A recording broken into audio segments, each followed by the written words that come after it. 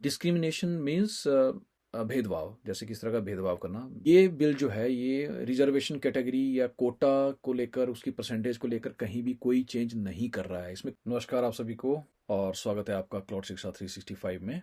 इस चैनल पे यूजुअली मैं टेक्निकल जो कंटेंट है या टेक्निकल टॉपिक्स है वही कवर करता हूँ। और लेकिन आज का जो टॉपिक है ये थोड़ा सा डिफरेंट है। पिछले कुछ वीक से मैं ये नोटिस कर रहा हूँ कि सोशल मीडिया पे, न्यूज़ चैनल्स पे, हर जगह यूजीसी का जो इक्विटी रेगुलेशन अभी एक लॉ पास हुआ है, वो हर जगह जो है दैट इज़ बीइंग डिस्कस्ड। और उसमें मुझे ये फीलिंग आ रही है कि बहुत सारा कन्फ्यूजन है। इवन मुझे भी कुछ कन्फ्यूजन था और मैंने फेसबुक पे देखा कि बहुत सारे मेरे मित्र हैं जिन्होंने ये कन्फ्यूजन को लेकर अपने अपने जो पॉइंट्स हैं वो रखे हैं, अपना पक्ष रखा है। सो आई थॉट कि मैं थोड़ी सी रिसर्च करता हूँ और थोड़ा डॉक्यूमेंट्स को पढ़ के जो सार है इस डॉक्यूमेंटेशन का, जो नया नियम अभी आया है इसका, वो मैं आप सबके समक्ष प्रस्तुत करने की कोशिश करूँगा। ये सिर्फ नॉलेज शेयरिंग के लिए है और मेरा पर्सनल पॉइंट ऑफ व्यू है जो बेस्ड ऑन गवर्नमेंट डॉक्यूमेंटेशन या जो न्यूज़ मैंने पढ़ी है उसके बेसिस पे मैं ये शेयर कर रहा हूँ। लेकिन आई होप इससे आपका कन्फ्यूजन थोड़ा सा दूर होगा कि यूजीसी इक्विटी रेगुलेशन का ये जो नया रूल है ये एक्चुअली में है क्या, और ये रियली में हार्मफुल है या सिर्फ लग रहा है कि हार्मफुल है, but it is not really harmful. So सबसे पहले बात करते हैं कि ये एक्चुअली में ये बिल है क्या। यूजीसी बिल 2026 जो आया है, इसमें जैसे लिखा हुआ कि प्रमोशन ऑफ इक्विटी रेगुलेशन, और it is introduce to strengthen anti discrimination enforcement in Indian higher education institutions. So that means कि जो एंटी डिस्क्रिमिनेशन बॉडी है उसको पावर देने के लिए ये बिल पास हुआ है कि अगर किसी बच्चे के साथ, किसी स्टूडेंट के साथ किसी भी तरह की डिस्क्रिमिनेशन होती है, so then by this bill अब ये लॉ अबाइडिंग है। जो गवर्निंग बॉडी है, जो गवर्निंग सुप्रीम है उस इंस्टीट्यूशन का, वो प्रिंसिपल हो सकता है, वाइस चांसलर हो सकता है पर्टिकुलर उस ऑर्गेनाइजेशन का, तो वो इसके लिए अकाउंटेबल होगा, इसका ये मतलब है। सो इससे पहले कि मैं थोड़ा और आगे बढ़ूं, जस्ट मैं आपको ये बता देता हूँ कि डिस्क्रिमिनेशन मीन्स भेदभाव, जैसे किस तरह का भेदभाव करना। भेदभाव किस बेसिस पे? जाति के आधार पे या लिंग के आधार पे या आपके सोशल स्टेटस के आधार पे, आपकी इनकम के आधार पे जो भी भेदभाव होता है उसे डिस्क्रिमिनेशन कहते हैं। तो ये हम यहाँ पे जो ये बिल है ये उस भेदभाव के अगेंस्ट ये बिल बनाया गया कि भेदभाव किसी के साथ, स्टूडेंट्स के साथ ना हो, बच्चों के साथ ना हो। This is the purpose of this anti discrimination means भेदभाव के विरुद्ध जो है ये बिल पास हुआ है। थोड़ा और आगे इसको आपको ब्रॉडली एक्सप्लोर और एक्सप्लेन करता हूँ, लेकिन उससे पहले ये कब पब्लिश हुआ। सो ये पब्लिश हुआ जनवरी 13th 2026 को। और देखिए इसमें मैंने हाईलाइट किया कि promotion of equity in higher education institution regulations 2026 replacing the older 2012 anti discrimination framework. तो पहले एक फ्रेमवर्क था, एंटी डिस्क्रिमिनेशन फ्रेमवर्क था 2012 तक। उस फ्रेमवर्क को अभी इन्होंने एनफोर्स कर दिया है, मतलब इसको एक्चुअली में लागू किया है। और इसके बारे में थोड़ा आपको बाई एग्जांपल आगे बताता हूँ कि अभी what is the actual meaning, कि पहले फ्रेमवर्क था अब ये लागू हुआ, इसका क्या मतलब है। मैं आपको बाई एग्जांपल बताता हूँ, पर पहले थोड़ा सा आपको ये ओवरव्यू देता हूँ कि इसमें क्या है कि ये हायर एजुकेशन इंस्टीट्यूशन सिस्टम्स में बच्चों के अगेंस्ट, स्टूडेंट्स के अगेंस्ट कोई डिस्क्रिमिनेशन ना हो, उसको सेफ गार्ड करने के लिए ये जो है ये बिल पास हुआ है, जो 13th जनवरी को यूजीसी ने बिल को पास किया। It protect all students from discrimination regardless of category while ensuring leadership responsibility and mandatory enforcement। ये स्टूडेंट्स के भले के लिए ये बिल बनाया गया है, इसमें कास्टिज्म कहीं पे नहीं आ रहा है। लेकिन कन्फ्यूजन है डेफिनेटली। कन्फ्यूजन कहाँ पे है? अगर आपने ये डॉक्यूमेंट थोड़ा पढ़ा होगा तो इसमें डेफिनेटली कन्फ्यूजन है दो आर्टिकल्स में। एक है रेगुलेशन आर्टिकल 3C और एक है रेगुलेशन आर्टिकल 3E। ये दो आर्टिकल्स जो हैं वो थोड़ा सा कन्फ्यूजन क्रिएट कर रहे हैं। और इसके अलावा क्या है कि ये जो रेगुलेशंस हैं इंट्रोड्यूस क्यों हुई, इसका पीछे एक रीज़न क्या था। तो इसके पीछे जो मेन रीज़न था वो due to SC/ST discrimination cases. In past में बोल रहा हूँ कि आपको ध्यान हो तो कुछ सालों में एक दो बहुत मेजर केसेस हुए, मैं आगे थोड़ा बात करूँगा। और उसमें बहुत हाईली एजुकेटेड बच्चे थे, दे टुक रॉन्ग स्टेप्स, जो कि SC/ST को बिलोंग करते थे, और it was a talk of the nation, I think. ये पूरे देश में बहुत बहुचर्चित वो इंसिडेंट हुए थे। उसमें मीडिया ने भी जो कवरेज दी वो ज़्यादा उन्हीं इंसिडेंट्स के अराउंड थी। मैं ये नहीं कह रहा हूँ कि वो कवरेज नहीं देनी चाहिए थी, so please don't take it in a negative way, but I am just saying कि ये सारे जो बातें हैं या जो दो आर्टिकल मैंने बताया है, इन सब की वजह से थोड़ा सा कन्फ्यूजन क्रिएट हुआ है definitely. I it is introduced, पहले तो ये है। तो जैसा मैं अभी एग्जांपल दे रहा कि दो मेजर इंसिडेंट्स या मे बी और ज़्यादा इंसिडेंट्स हुए हैं अक्रॉस कंट्री, बट मैं जस्ट ये दो सिंपली कोट करता हूँ इसमें। रोहित वेमुला पीएचडी स्कॉलर था यूनिवर्सिटी ऑफ हैदराबाद में, and it was very unfortunate कि कुछ रीजंस की वजह से कुछ रेस्ट्रिक्शंस या कुछ कॉम्प्लिकेशंस थी, एंड ही टुक डिसीजन जो किसी को नहीं लेना चाहिए। सेम वे में पायल तादवी करके एक पोस्ट ग्रेजुएट मेडिकल स्टूडेंट थी, एंड वो भी सीनियर की लाइक एब्यूज़ का या रैगिंग का काइंड ऑफ, जो मैं ये डिटेल में नहीं जाऊंगा बिकॉज मेरा मकसद यहाँ पे इन बच्चों को या इन स्टूडेंट्स को हाईलाइट करने का बिल्कुल भी नहीं है। मैं बस सिंपली बोल रहा हूँ कि ये दो मेजर इंसिडेंट थे, और ऐसे बहुत सारे इंसिडेंट्स और भी अक्रॉस कंट्री होते रहते हैं, इंडिया में नहीं बाहर भी होते हैं, मैं ये कहूँगा। So I am not targeting particular community और कंट्री, कहीं भी हो सकते हैं। लेकिन अगर ऐसे इंसिडेंट्स होते हैं तो उन इंसिडेंट्स को कंट्रोल करने के लिए कुछ गवर्निंग बॉडी भी होनी चाहिए, कुछ एनफोर्समेंट बॉडी होनी चाहिए। और ये जो यूजीसी बिल है ये ही एक गवर्निंग एनफोर्समेंट बॉडी बिल है कि अब कोई ना कोई जिम्मेवार होगा कि अगर किसी कॉलेज में इंसिडेंट होता है, then who is accountable. Now the governing body का जो सुप्रीम है वो रिस्पॉन्सिबल है। अगर ये कॉलेज है तो प्रिंसिपल रिस्पॉन्सिबल है, अगर यूनिवर्सिटी है तो वाइस चांसलर रिस्पॉन्सिबल है, एंड सो ऑन, या डायरेक्टर रिस्पॉन्सिबल है। तो वो अकाउंटेबिलिटी रिस्पॉन्सिबिलिटी हो, इसीलिए ये जो है पर्टिकुलर ये बिल जो है इंट्रोड्यूस किया गया है।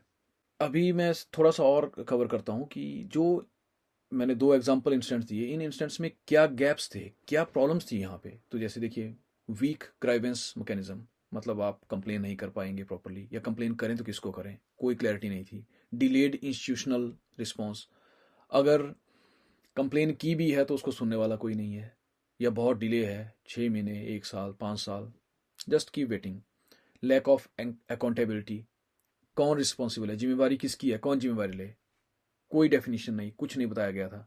Absence of enforceable protection system, मतलब गवर्निंग बॉडी लॉ कुछ है ही नहीं। पुअर एनफोर्समेंट ऑफ रूल्स, कोई रूल्स एंड रेगुलेशन नहीं। Weak complaint handling, grievance system, complaint handling system है ही नहीं किसी भी इंस्टीट्यूशन में। सो कोई बताना चाहे तो किसको बताए। और institutional failure to protect vulnerable students, या कुछ स्टूडेंट्स जो वीक कम्युनिटी से आते हैं, वीकर सेक्शन से आते हैं, लो इनकम ग्रुप से आते हैं, उनके लिए इंस्टीट्यूशंस में भी कोई स्पेसिफिक वो मतलब वो गवर्निंग बॉडी थी ही नहीं। सो ये सारे मेजर गैप्स जो हैं ये सारे कंसीडर किए गए हैं बहुत थॉरली।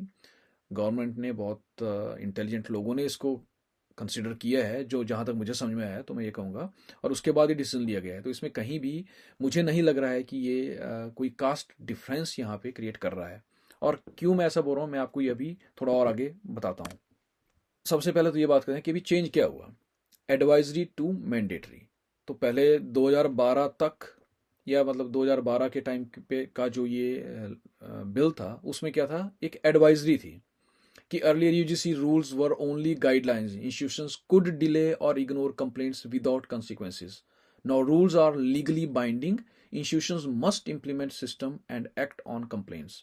तो पहले सिर्फ क्या था कि सिंपल एडवाइजरी थी कि भाई आप लोगों को ड्राइविंग करनी है तो आपको लेफ्ट में ड्राइव करना है, अगर पेडेस्ट्रियन रोड क्रॉस कर रहा है तो पहले उसको जाने देना है, उसके बाद आपको गाड़ी आगे लेके जानी है, अगर रेड लाइट है तो आपको रुकना है, जब फिर से ग्रीन होगी तभी आगे बढ़ना है। तो इस तरह से एक एडवाइजरी थी, बोल दिया कि ऐसा करो, लेकिन उसको फॉलो करना ही करना है वो नहीं दिया गया था। लेकिन अब क्या है, क्लियर अकाउंटेबिलिटी है।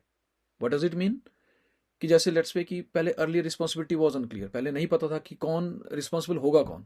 अब रिस्पॉन्सिबिलिटी क्लियरली डिफाइंड है कि जो supreme governing body of the institution है, जैसे लेट्स से कि वाइस चांसलर है, डायरेक्टर है, इंस्टीट्यूशन हेड है, वो डायरेक्टली अकाउंटेबल हैं। अगर उनके अंडर किसी इंस्टीट्यूशन में किसी बच्चे के साथ किसी भी तरह की डिस्क्रिमिनेशन होती है तो then they are responsible, they have to answer and they have to ensure कि इसके लिए जो भी प्रॉपर कार्रवाई है वो होनी चाहिए। सो अभी आप सोच रहे होंगे कि अगर सब कुछ इतना अच्छा है तो फिर क्यों जो है तो इतनी सारा अपोज कर रहे हैं, लोग अपोज कर रहे हैं, नो डाउट अपोज कर रहे हैं। और मैंने बताया जैसे कि डेफिनेटली कुछ कन्फ्यूजन है या कुछ जो डेफिनेशंस है उनमें कुछ प्रॉब्लम तो है छोटी मोटी, बट उसके लिए मैं या आप ये डिसाइड नहीं करेंगे। ये कोर्ट में अगर ये पिटिशन है तो then court has to decide, we are not the ones who have to decide about it. लेकिन चलिए फिर भी मैं थोड़ा रिफ्रेश करता हूँ कि जैसे despite good intention opposition exist due to the following concerns. तो अच्छी इंटेंशन है गवर्नमेंट की या गवर्निंग बॉडी की कि उन्होंने ये बिल इंट्रोड्यूस किया, लेकिन कुछ अपोजिशन हो रही है, क्यों? ब्रॉड डेफिनेशन, जैसे मैंने बताया कि वो दो क्लॉजेज मैंने एग्जांपल में लिए हैं। मैं वो एग्जांपल आपको बाई प्रूफ भी दिखाता हूँ कि उसमें कुछ आर्ग्यूमेंट्स हैं। जैसे some groups argue that wide definition of discrimination could lead to subjective interpretation and misuse, कि इसका मिसयूज हो सकता है। लेट्स से कि कोई भी बोल सकता है कि ठीक है मुझे डिस्क्रिमिनेट किया जा रहा है, और I mean this can be just utilized against someone just for personal grudge, किसी का पर्सनल दुश्मनी है वहाँ पे, उसके अगेंस्ट इसको यूज़ किया जा सकता है। तो वो एक जो है तो कंसर्न हो सकता है। Fear of false complaints, administrative burden, इससे क्या है कि गवर्निंग बॉडी, इंस्टीट्यूशंस, कॉलेज हैं, यूनिवर्सिटीज़ हैं, उन पे ऑब्वियसली एडमिनिस्ट्रेटिव बर्डन आएगा, but that has to be done because ये स्टूडेंट के बेनिफिट के लिए है। परसेप्शन ऑफ अनइक्वल ट्रीटमेंट, अब इसमें ये कि ये परसेप्शन बन गई है अनइक्वल ट्रीटमेंट की। जैसे लेट्स से कि मैं जो है जनरल कैटेगरी से हूँ या कोई किसी और कैटेगरी से है, तो उनमें उनको प्रॉपर जो है तो डील नहीं किया जाएगा, इस तरह की परसेप्शन बन रही है, पर ऐसा नहीं है। Lack of clarity in implementation, definitely ये भी लग रहा है जैसे कि कुछ लैक ऑफ क्लैरिटी है इम्प्लीमेंटेशन में, पर मैं फिर से वही बोल रहा हूँ कि इसके लिए we are not the ones to decide कि क्लैरिटी की लैकिंग है या नहीं है। This is something has to be discussed, may be discussed with Supreme Court, and then they have to decide कि what is right and what is wrong, not us. But at least हमें ये important है कि जानना चाहिए, पता होना चाहिए कि एक्चुअली में है क्या। तो वही चीज़ मैं भी अपना पक्ष आपके सामने रख रहा हूँ कि मुझे ये उतना कहीं से नेगेटिव नहीं लग रहा है। ठीक है, दो जो रूल्स हैं जो बताए उनमें थोड़ा सा प्रॉब्लम है।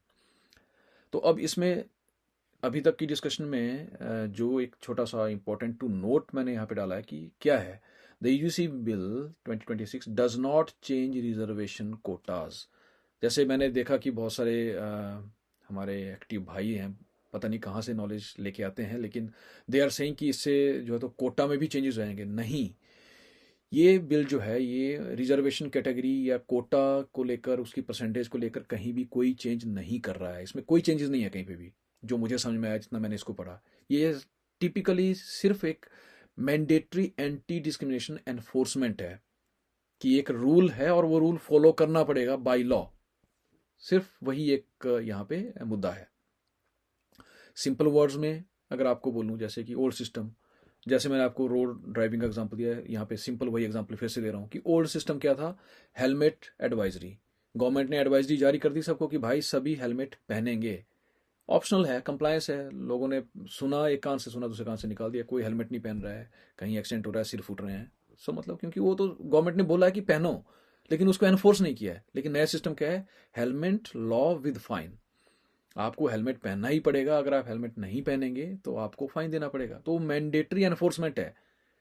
अब ये एडवाइजरी नहीं है कि हाँ आपको सिर्फ हेलमेट पहनना है, अब आपको हेलमेट पहनना ही पड़ेगा आपकी खुद की सेफ्टी के लिए। सेम वे में ये जो यूजीसी का बिल पास हुआ है, ये भी स्टूडेंट की सेफ्टी के लिए पास हुआ है।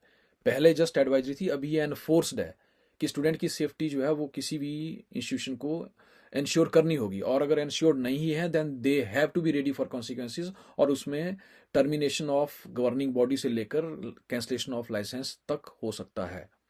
तो ये एक एनफोर्समेंट है जो कि for the welfare of students, हमारे आपके बच्चों के लिए, स्टूडेंट्स के लिए, उनके वेलफेयर के लिए है, जहाँ तक मुझे ये समझ में आ रहा है ये सब पढ़ के। और इसलिए मैंने इसके ऊपर जो है काफ़ी घंटे इन्वेस्ट किए। I went through thoroughly, and तब मैं अपना ये जो पक्ष है वो आप सबके सामने रख रहा हूँ। सो अभी बात करते हैं क्या एविडेंस है। तो देखिए, ये इन्फॉर्मेशन पब्लिकली अवेलेबल है, और द गैजेट ऑफ इंडिया की वेबसाइट पे अगर आप जाएंगे तो वहाँ पे आप भी ये डॉक्यूमेंट देखते हैं। काफ़ी लंबा डॉक्यूमेंट है, काफ़ी सारे पेजेस हैं, तो मैंने कुछ स्नैपशॉट यहाँ पे आप सबको दिखाने के लिए लिए हैं कि जैसे गैजेट ऑफ इंडिया में अवेलेबल है वाइड नंबर। यहाँ पे वाइड नंबर अगर आप देखेंगे तो CGDLE 13012262693117, ये नंबर के अगेंस्ट ये इन्फॉर्मेशन जो है तो पब्लिश्ड है। और नई दिल्ली मंगलवार जनवरी 13 2026, पॉश 23 1947। पूरा देखिए टाइम दिया गया कि कब ये जो है तो पब्लिश हुआ है या व्हेन इट वाज एनफोर्स्ड। तो ये इन्फॉर्मेशन आप वहाँ पे पर्सनली भी चेक कर सकते हैं। अब बात करते हैं इसमें है क्या लिखा हुआ, क्योंकि अब बात आती है एक्चुअल में उस कन्फ्यूजन की। तो देखिए जब आप इस डॉक्यूमेंट को प्रॉपरली पढ़ेंगे ना, इसमें तो जो डेफिनेशन दी हुई है इसमें थर्ड पैराग्राफ में कुछ डेफिनेशंस हैं। उसमें जो ग और ग वाली जो डेफिनेशन है ये थोड़ा सा कन्फ्यूजन है। क्यों है? क्योंकि इसमें ग में लिखा है जाति आधारित भेदभाव और ग में लिखा है भेदभाव का अर्थ धर्म, नस्ल, जाति, लिंग, जन्म स्थान, दिव्यांगता या इनमें से किसी एक के आधार पर किसी भी हितकारक के विरुद्ध कोई भी अनुचित, भेदभावपूर्ण या पक्षपातपूर्ण व्यवहार या ऐसा कोई कार्य, चाहे वो स्पष्ट हो या अंतर्निहित हो। इसमें ऐसा कोई भी विभेद, बहिष्करण, प्रतिबंध या पक्षपात भी शामिल है जिसका उद्देश्य या प्रभाव शिक्षा में समान व्यवहार को निष्प्रभावी या क्षम करना है, और विशेष रूप से किसी भी हितधारक या हितधारकों के समूह पर ऐसी शर्तें लगाना है जो मानवीय गरिमा के प्रतिकूल हों। तो ये दो जो क्लॉजेज हैं ये थोड़ा सा कॉन्ट्राडिक्टरी हैं। अब मैं इसी का आपको इंग्लिश वर्जन भी दिखा देता हूँ और फिर मैं आपको थोड़ा सा इसको एक्सप्लेन करता हूँ। आई होप आप सभी समझ गए होंगे, पर फिर भी। तो इसमें देखिए जो सी है वो बोल रहा है कास्ट बेस्ड डिस्क्रिमिनेशन। यहां से कंफ्यूजन स्टार्ट हुआ क्योंकि इसमें लिखा हुआ कास्ट बेस्ड। दैट मीन्स कि particular caste, it could be SC, ST, OBC। तो मतलब कास्ट बेस्ड अगर डिस्क्रिमिनेशन है तो means discriminating only on the basis of caste और ट्राइब अगेंस्ट मेंबर्स। सो यहां से तो ऐसा लगता है कि वाकई ये तो सिर्फ एक पर्टिकुलर ग्रुप के लिए है, लेकिन अगर आप 3E पढ़ेंगे, discrimination means any unfair, differential और बायस्ड ट्रीटमेंट और any such act against any stakeholder, whether explicit or implicit, on the grounds only of religion, race, caste, gender, place of birth, disability or any of them। देखिए यहाँ पे सब cover हो रहे हैं, general category भी cover हो रही है। So please don't take it that way. But I think again I am not the one to decide, but कुछ जेंटलमैन हैं जिन्होंने पिटिशन दायर की और वो पिटिशन की हियरिंग भी एक्सेप्ट हो गई है कि वो होनी है सुप्रीम कोर्ट में, against this definition, specifically wide number C। So 3C के अगेंस्ट, जिसमें कि कास्ट लिखा है। तो इसमें मतलब कास्ट फ्री ये होना चाहिए बेसिकली, बिकॉज ऑफ कोर्स ये बहुत अच्छा एक बिल है, पर ये may be it can be improved to make it as a caste free here. But I am no one to comment on that part. ये तो जो ऑनरेबल सुप्रीम कोर्ट है उन्हीं को डिसाइड करना है, and they will hear the petition and then they will decide what has to be done. But ये सब जो मैंने डॉक्यूमेंट्स अभी आपको बताया या दिखाया, इससे मुझे जो समझ में आ रहा है वो ये है कि ये स्टूडेंट के वेलफेयर के लिए है। इसलिए इसमें जो है आपको, मुझे, किसी को चिंता करने की ज़रूरत नहीं है। सो मतलब क्या है कि what clear accountability means, head of the higher education institution for implementation, compliance, monitoring and reporting of equity and grievance mechanism। Simple इसका ये तात्पर्य कि अकाउंटेबिलिटी का मतलब यहाँ पे क्या हुआ कि जो हेड ऑफ द इंस्टीट्यूशन है उसकी जिम्मेवारी है कि वो इम्प्लीमेंट करे कि किसी इंस्टीट्यूट में हर एक चीज़ जो है वो एज़ पर गवर्नमेंट रूल्स है, एज़ पर कंप्लाइंट है। और अगर किसी को कुछ प्रॉब्लम है तो वहाँ पे ग्राइवेंस डिपार्टमेंट है जो कि पूरी बच्चों की बात को सुने, और उनमें लगता है उनको कि यस कुछ प्रॉब्लम है, then that should be addressed. तो ये सारा जो अकाउंटेबिलिटी के अंडर आता है। और हमारे इंडियन हायर एजुकेशन स्ट्रक्चर में देखें तो हेड ऑफ इंस्टीट्यूशन का मतलब क्या है? वाइस चांसलर यूनिवर्सिटीज़ के लिए हो गया, डायरेक्टर इंस्टीट्यूशन के लिए हो गया, प्रिंसिपल कॉलेजेस के लिए हो गया। तो ये सारे जो है हेड ऑफ द इंस्टीट्यूशंस हैं, and they have to make it sure. So what clear accountability means, जो कि नए सिस्टम में दिया गया, earlier responsibility was unclear and distributed across multiple committees. This allowed institution to delay action without consequences. तो मतलब अगर पुराने सिस्टम की बात करें तो उसमें अकाउंटेबिलिटी का कुछ अता पता ही नहीं था, लेकिन अभी नए जो बिल है, इस बिल के हिसाब से vice chancellor, directors, principals are directly responsible. They have to ensure compliant committees are active, following investigation timelines, submitting compliance reports, enforcing corrective actions. तो ये सारे एक्शंस, ये सारी गाइडलाइंस उनको फॉलो करनी पड़ेंगी अभी जो नया बिल इंट्रोड्यूस हुआ है उसके हिसाब से। तो मेरे हिसाब से अगर मैं कहूँ, जो मेरा फाइनल कंक्लूजन है वो यही है कि this is for the welfare of students. बच्चों के अच्छे के लिए ये बिल पास हुआ है, और ये it protect all students from discrimination. ये सभी स्टूडेंट्स को जो है तो डिस्क्रिमिनेशन से प्रोटेक्ट करता है, रिगार्डलेस ऑफ कैटेगरी। इसमें कोई कैटेगरी नहीं है। 3C और 3E जो है, आई होप कि that will be amended, but again I will not comment on it because that is not of my expertise area. वो सुप्रीम कोर्ट को, ऑनरेबल सुप्रीम कोर्ट को उसके बारे में डिसाइड करना है अगर पिटीशन वहाँ पे सुनी जाएगी। इसके बाद सोर्सेज, ये सारी इन्फॉर्मेशन मैंने आपके साथ शेयर की। इसमें गैजेट ऑफ इंडिया मेरा प्राइमरी सोर्स था, जस्ट आप सबकी इन्फॉर्मेशन के लिए। UGC regulation 2026, notification number wide CGDLE 1301226 269317। आप सभी इंटरनेट पे जाके सर्च कर सकते हैं और इसको थॉरली पढ़ सकते हैं। मैंने पूरा पढ़ा और उसके बाद इसका थोड़ा सा सारांश देने की कोशिश की है।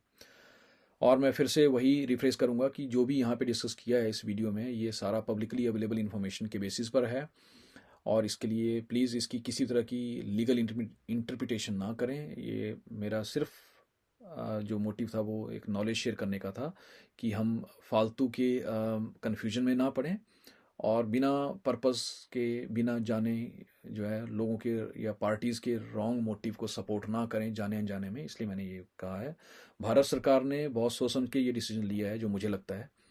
रेस्ट आप सभी के सामने मैंने फैक्ट्स रखे हैं। अगर आपको लगता है कि इसमें कुछ कमी है या कुछ क्वेश्चंस हैं, feel free to comment, I will come back to you. और क्लाउड शिक्षा 365 जो है ये मेरा एजुकेशन चैनल है। इसमें मैं मोस्टली IT रिलेटेड वीडियोस डालता हूँ, आगे भी और बहुत सारे वीडियोस आते रहेंगे। और मुझे लगेगा कि बीच में कुछ ऐसा सोशल थिंग्स डिस्कस हो रही हैं जहाँ मैं अपना पॉइंट ऑफ व्यू रख सकता हूँ, तो वो भी मैं डालता रहूँगा बीच बीच में। सो आई थिंक आज के लिए इतना ही। चैनल को लाइक और सब्सक्राइब प्लीज़ ज़रूर करिएगा, और कुछ भी कमेंट्स हैं कमेंट सेक्शन में लिखिएगा and I will get back to you. बहुत बहुत धन्यवाद आपका। राम राम, नमस्कार। फिर से मिलेंगे नेक्स्ट टाइम के लिए, तब तक के लिए धन्यवाद।